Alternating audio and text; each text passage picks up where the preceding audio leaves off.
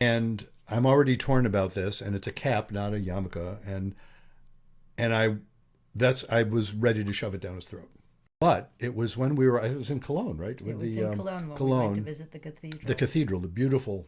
Beautiful. And I'm a sucker for Gothic cathedrals. But in any case, we were there, and so I'm already wrestling with myself. Anyway, all of that said, so I'm wearing this hat, wondering if I was wearing a kippah.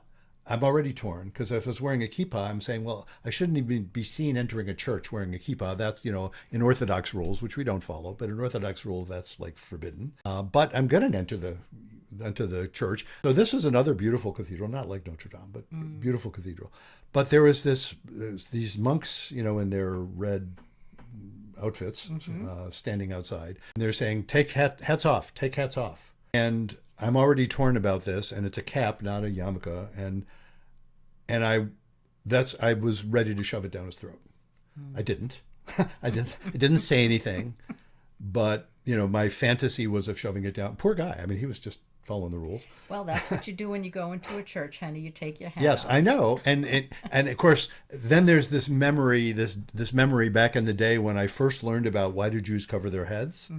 And one of the reasons, and this may be apocryphal, but this is one of the ones I learned, folks.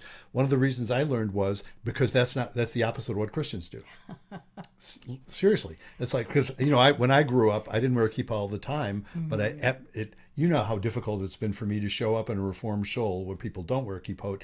And, when I'm in a music group that has nothing to do with Jewish stuff, we happen to rehearse there, and I don't like wearing my kippah with them because it's sort of weird, but it took me years to not be freaking out about that, and you can tell I'm still wrestling with it.